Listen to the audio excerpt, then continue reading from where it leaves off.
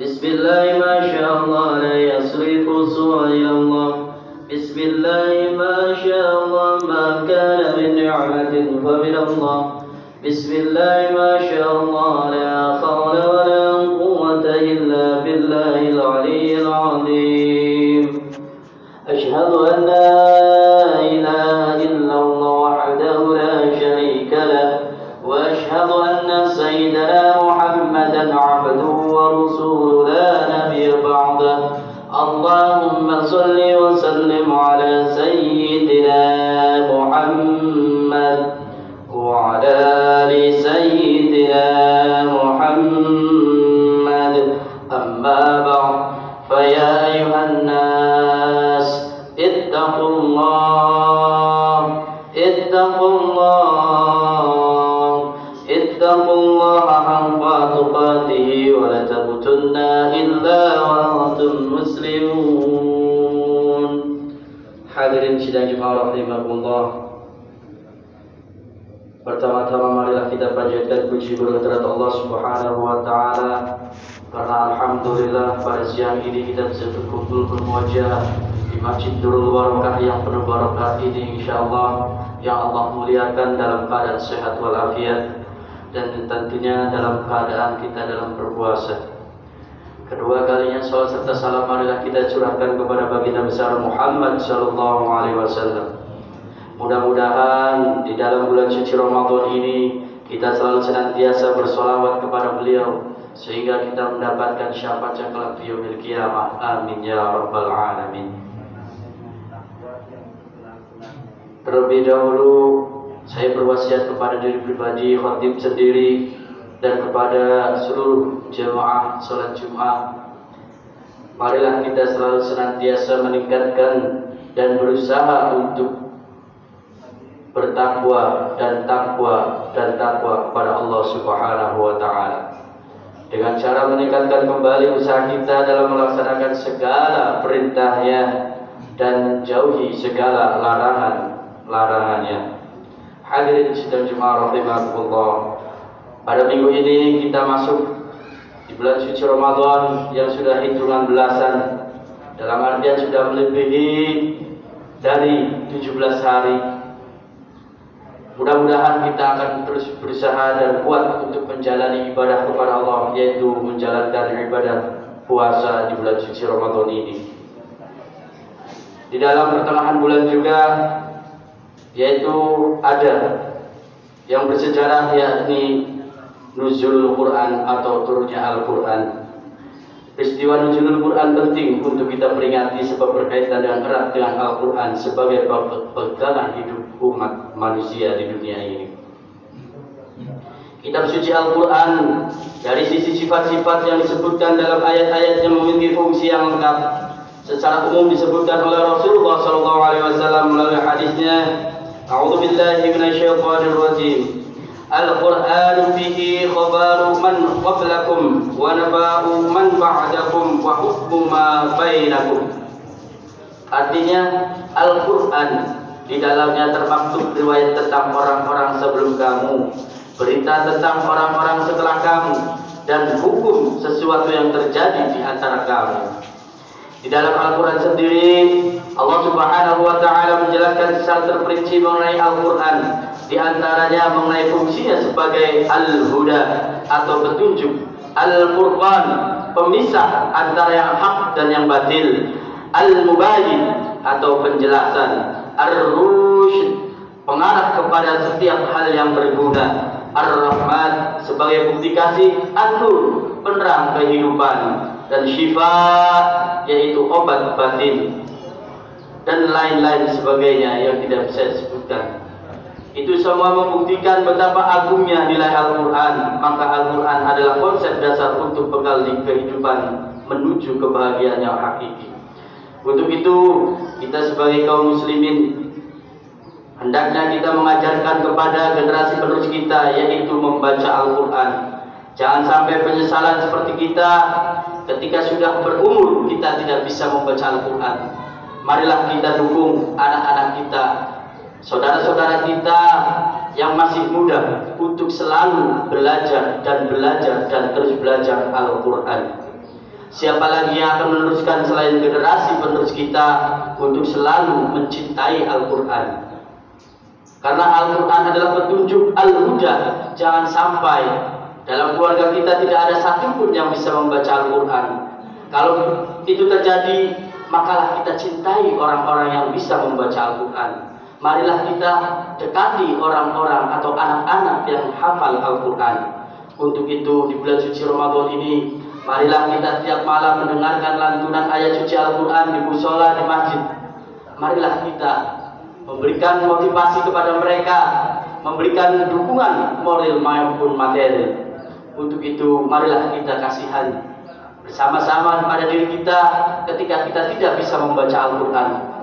Marilah kita renungkan kembali, karena Al-Quran adalah Al-Huda, petunjuk bagi kita semua. Untuk itu kita sebagai umat Islam agar lebih tergugah untuk mendalaminya, merenungi apa yang ada di dalam Al-Quran.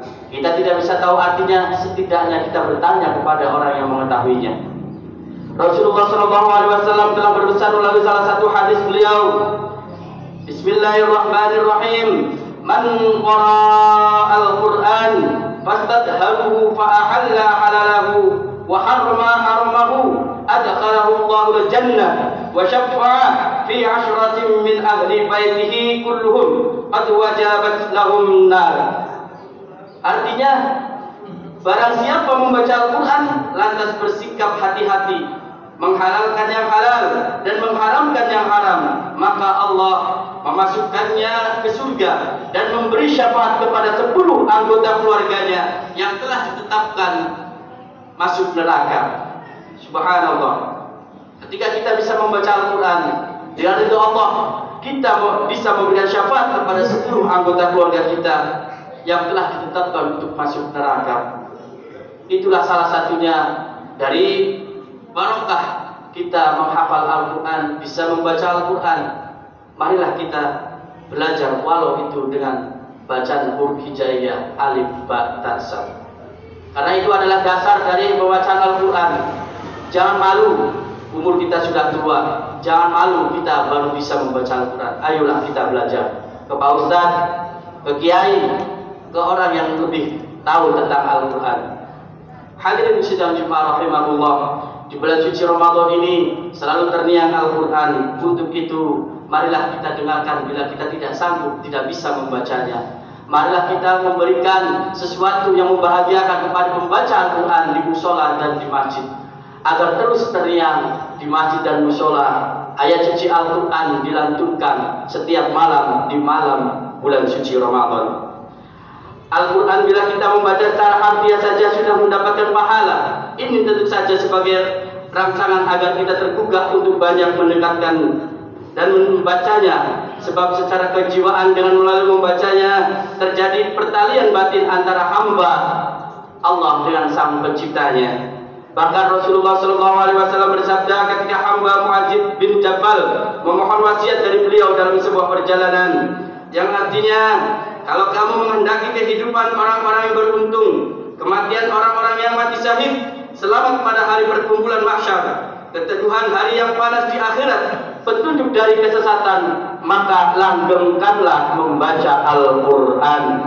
Karena sesungguhnya Al-Quran itu kalam Tuhan yang maha pengasih, benteng pelindung dari setan, dan menambah nilai timbangan amal kebijakan. Jadi bagaimanapun kondisi kita, jangan sampai kita lepas dari Al-Quran walaupun hanya mendengarkan, agar tetap memiliki pertalian batin dan sangat kokoh dengan Allah Subhanahu wa taala. An Abi Hurairah radhiyallahu anhu qala sami'tu Rasulullah sallallahu alaihi wasallam yaqul man kana yarju liqa Allah falyukrim ahlallah. Qila ya Rasulullah hal lillahi azza wa jalla ahul? Qala na'am. Qila man hum ya Rasulullah? Qala ahlullah fid dunya alladhina yaqra'unul Qur'an.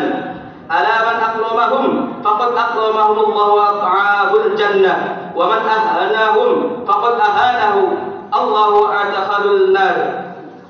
Yang artinya diriwayatkan dari Abu Hurairah radhiyallahu anhu, bahwa dia berkata, saya mendengar Rasulullah sallallahu alaihi wasallam bersabda, barang siapa mengharapkan dapat bertemu dengan Allah di yaumil akhirat, maka hendaklah ia memuliakan ahlullah. Ditanya kepada beliau, adakah Allah memiliki kerabat? Rasulullah sallallahu alaihi wasallam menjawab, benar. Ditanyakan kepada beliau, siapakah kerabat itu ya Rasulullah? Beliau menjawab, kerabat Allah adalah orang-orang yang membaca Al-Quran. Ingatlah bahwa barang siapa memuliakan mereka, maka Allah membalasnya dan mengaruniainya surga. Dan barang siapa menghinakannya, maka Allah menghinakannya dan memberinya neraka. Dengan uraian singkat di atas, mudah-mudahan kita selalu tergugah untuk selalu membaca Al-Quran, mempelajari Al-Quran.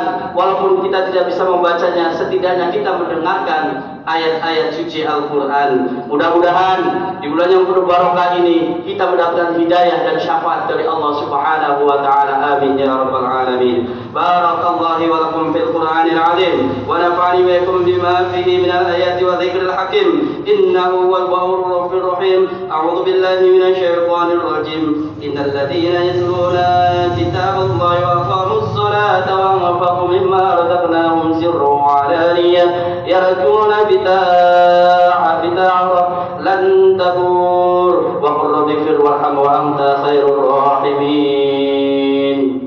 Allahumma shalli ala sayyidina maulana Muhammad.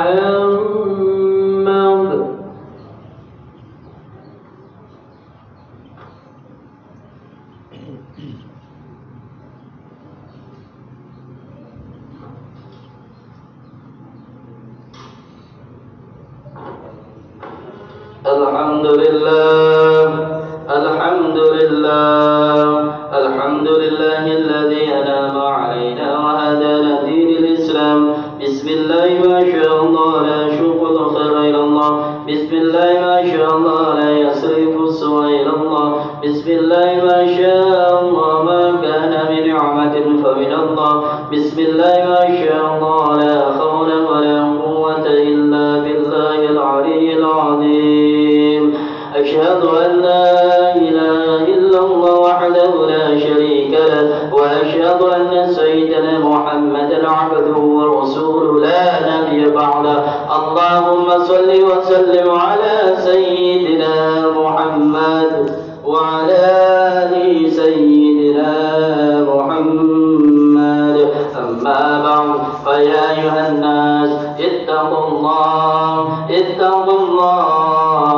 اتقوا الله حق تقاته ولا تموتن إلا وأنتم مسلمون واعلموا أن الله أمركم بأمر بدأ بنفسه وثنى بالملائكة قدسه فقال ولم يزل قائلا عليما إن الله وملائكته يصلون على النبي يا أيها الذين آمنوا صلوا عليه وسلموا تسليما فأجيبوا الله لما دعاكم وصلوا وسلموا على من به هداكم. اللهم صل وسلم وبارك على سيدنا محمد وعلى آله وصحبه أجمعين وعلى التابعين والتابع التابعين وارضنا معهم برحمتك يا أرحم الراحمين. اللهم اغفر للمؤمنين والمؤمنات والمسلمين والمسلمات الأحياء منهم والأموات إنك سميع قريب مجيب الدعوات يا قاضي الحاجات ويا كاشف البليات. اللهم انصر من نصر الدين وخذل من خذل المسلمين. اللهم اغفر لنا ذنوبنا ولوالدينا وارحمهما كما ربيانا صغارا. اللهم تقبل منا دعاءنا وصلاتنا وصيامنا في شهر رمضان وتراويحنا ووترنا وسجودنا وتحميدنا وتحليلنا وقراءة القرآن يا الله. اللهم صل وسلم على سيدنا محمد وعلى آل سيدنا محمد. ربنا آتنا في الدنيا حسنة وفي الآخرة حسنة وقنا عذاب النار وقنا عذاب النار وقنا عذاب النار والحمد لله رب العالمين. عباد الله إن الله يأمر بالعدل والإحسان وإيتاء ذي القربى وينهى عن الفحشاء والمنكر والبغي يعظكم لعلكم تذكرون فاذكروا الله العظيم يذكركم واشكروه على نعمه يزدكم واسألوا من فضله يؤتكم ولا ذكر الله أكبر. أقيم الصلاة.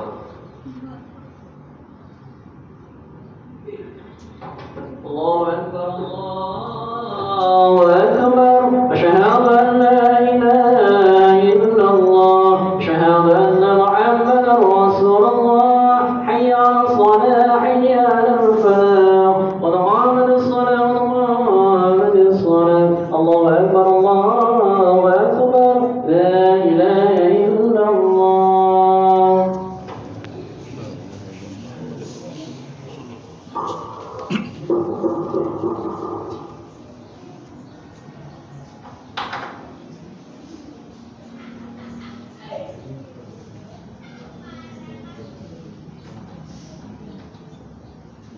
Agak warisannya terlebet lihin rapat lurus kata lisan.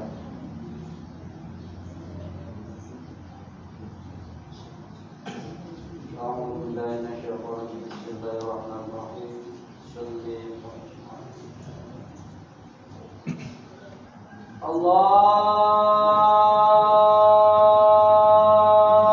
Akbar.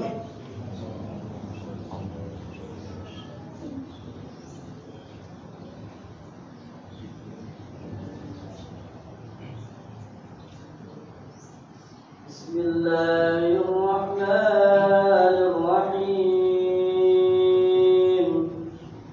Alhamdulillahi rabbil alamin. Ar-Rahmanir-Rahim maliki yawmiddin. Iyyaka na'budu wa iyyaka nasta'in. اهدنا الصراط المستقيم صراط الذين أنعمت عليهم غير المغضوب عليهم ولا الضالين.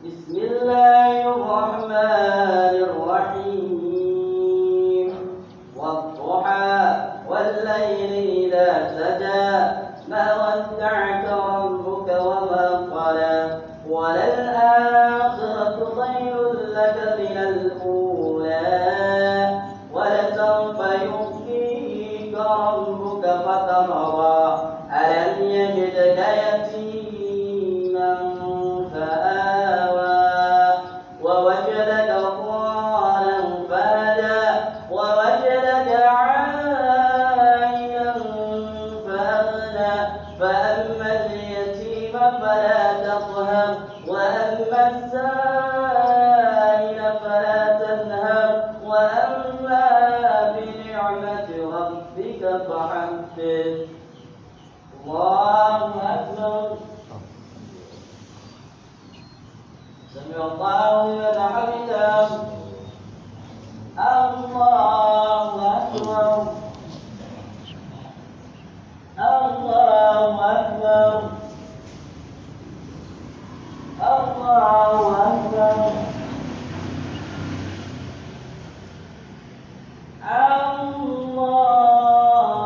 الله أكبر.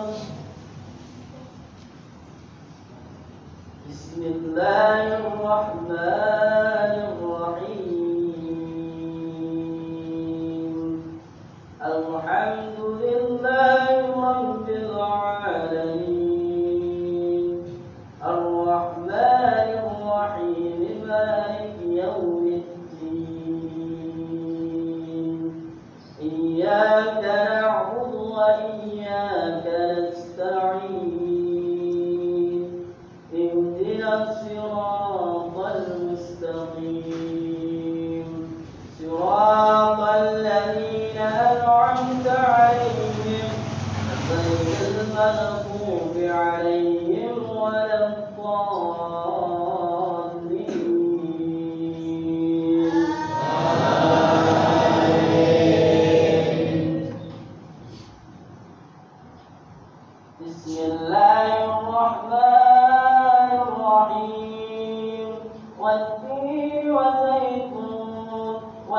وطور سينين وهذا البلد الأمين لقد خلقنا الإنسان في أحسن تقويم ثم رددناه أسفل سافلين إلا الذين آمنوا وعملوا الصالحات فلهم أجر غير ممنون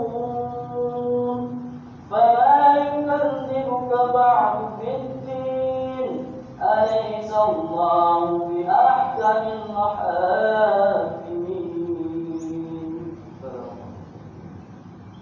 الله أكبر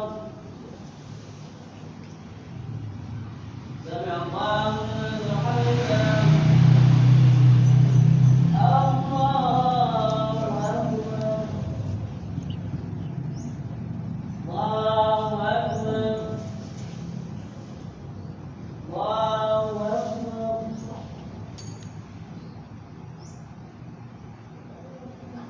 الله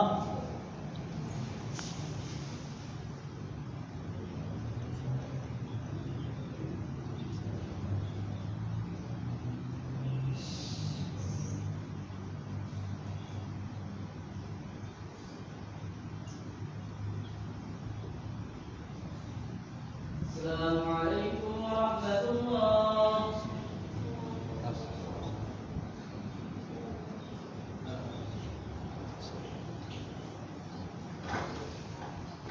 وعلى آله وعلى كل الصالحين إلى حضرة النبي المصطفى رسول الله صلى الله عليه وسلم وعلى آله وأزواجه وأولاده وذريته وأزواجه أجمعين شيعا الليل والفاتحة. أعوذ بالله من الشيطان الرجيم. بسم الله الرحمن الرحيم.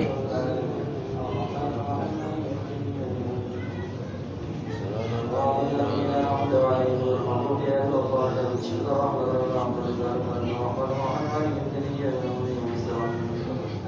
صراط الذين أنعمت عليهم غير المغضوب عليهم ولا الضالين. بسم الله الرحمن الرحيم. الحمد لله رب العالمين. إياك نعبد وإياك نستعين اهدنا الصراط المستقيم صراط الذين أنعمت عليهم غير المغضوب عليهم ولا الضالين. بسم الله الرحمن الرحيم. الحمد لله رب العالمين الرحمن الرحيم. إياك نعبد وإياك نستعين اهدنا الصراط المستقيم صراط الذين أنعمت عليهم غير المغضوب عليهم ولا الضالين. بسم الله الرحمن الرحيم. الحمد لله رب العالمين الرحمن الرحيم. إياك نعبد وإياك نستعين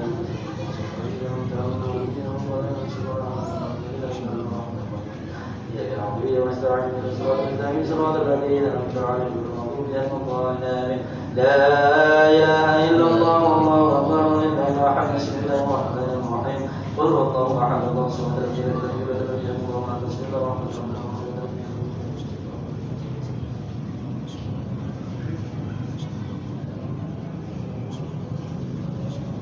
بسم الله الرحمن الرحيم. قل هو الله أحد الله الصمد لم يلد ولم يولد ولم يكن له كفوا أحد. لا إله إلا الله والله أكبر ولله الحمد. بسم الله الرحمن الرحيم. قل أعوذ برب الفلق من شر ما خلق ومن شر الدواب ومن شر غاسق إذا وقب. بسم الله الرحمن الرحيم. من شر ما خلق.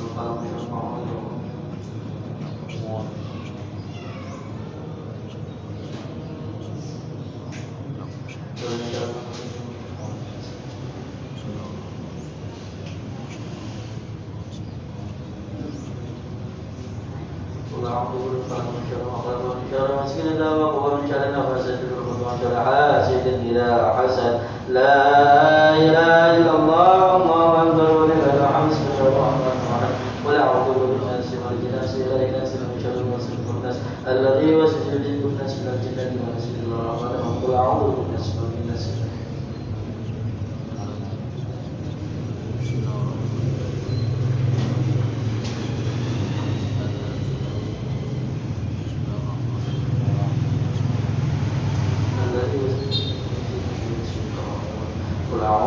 الناس ملك الناس إله الناس من شر الوسواس الخناس الذي يوسوس في صدور الناس من الجنة والناس. أعوذ بالله من شر الشيطان الرحمن الرحيم. اللهم صل وسلم على نبينا وشفيعنا وكريم وتوفيقنا ومولانا محمد. اللهم صل وسلم تبارك وصحابة رسول الله أجمعين. آمين يا رب العالمين. أعوذ بالله من الشيطان الرجيم. بسم الله الرحمن الرحيم. الحمد لله رب العالمين. الحمد لله حمدك بعمرك ومجدك يا رب الحمد وبالغ جلال وجهك الكريم وعليم سلطانك اللهم صل وسلم على سيدنا محمد وعلى سيدنا محمد اللهم اغفر لنا ذنوبنا ولوالدينا وارحمهما كما ربيانا صغارا اللهم اغفر لنا ذنوبنا ولوالدينا وارحمهما كما ربيانا صغارا ربنا لا تؤاخذنا إن نسينا أخطأنا ربنا ولا تحمل علينا إصرا كما حملته على الذين من قبلنا ربنا ولا تحملنا ما لا طاقة لنا به واعف عنا واغفر لنا وارحمنا وأنت مولانا فانصرنا على القوم الكافرين ارحمنا يا أرحم الراحمين اللهم تقبل منا دعاءنا وصلاتنا وصيامنا في شهر رمضان وتراويحنا ووترنا وسجودنا وتحميدنا وتحليلنا وقراءة القرآن يا الله ربنا هب لنا من أزواجنا وأولادنا وذريتنا قرة أعين واجعلنا للمتقين إماما ربنا ظلمنا أنفسنا وإن لم تغفر لنا وترحمنا لنكونن من الخاسرين ربي حمدي من الصالحين ربي لا تترك فردا وأنت خير الوارثين لا إله إلا أنت سبحانك إني كنت من الظالمين لا إله إلا أنت يا حي يا قيوم يا ذا الجلال والإكرام أمتنا على دين الإسلام والإيمان أمتنا على دين الإسلام والإيمان أمتنا على دين الإسلام والإيمان وحسن الخاتمة لا إله إلا الله العليم الحليم لا إله إلا الله رب العرش العظيم لا إله إلا الله رب السماوات ورب الأرض ورب العرش الكريم اللهم اغفر للمسلمين والمسلمات والمؤمنين والمؤمنات الأحياء منهم والأموات وأتوب إليه اللهم صل وسلم على سيدنا محمد وعلى آله سيدنا محمد ربنا آتنا في الدنيا حسنة وفي الآخرة حسنة وقنا عذاب النار وقنا عذاب النار وقنا عذاب النار وادخل الجنة مع العمر يا عزيز وغفر اسمع قيلا يا الله سبحان ربك رب العزة عما يصفون وسلام على المرسلين والحمد لله رب العالمين ببركة سورة الفاتحة